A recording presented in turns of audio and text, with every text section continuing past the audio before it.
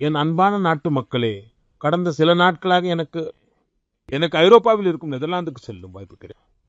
அந்த சமயத்தில் அங்கே நான் பல கூட்டங்களில் கலந்து கொண்டேன்.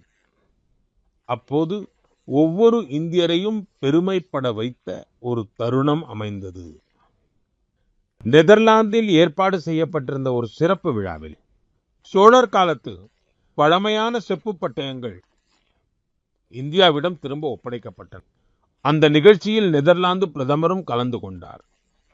இந்த செப்பு பட்டயங்கள் குறித்து எனக்கு உள்நாட்டில் இருந்தும் வெளிநாடுகளில் இருந்தும் தொடர்ந்து செய்திகள் வந்து கொண்டிருக்கின்றன.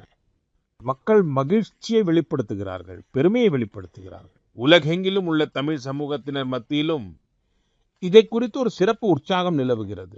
நண்பர்களே, இந்த செப்பு பட்டயங்கள் குறித்து மக்களிடையே மிகுந்த ஆர்வமும் உள்ளது.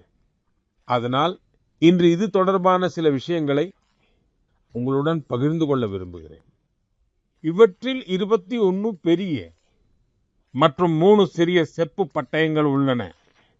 இவை முக்கியமாக மன்னர் முதலாம் ராஜேந்திர சோழனால் தன் தந்தை மன்னர் ராஜராஜ சோழனின் ஒரு வாக்கை நிறைவேற்றுவது தொடர்பானது.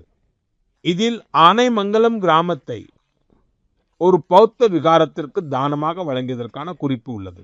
இந்த செப்பு பட்டயங்களில் சோழ வம்சத்தின் சாதனைகள் பற்றிய வர்ணனையும் காணப்படுகிறது. சோழ பேரரசின் கடற்படை எவ்வளவு வலிமையாக இருந்தது என்பது இதிலிருந்து தெரிகிறது.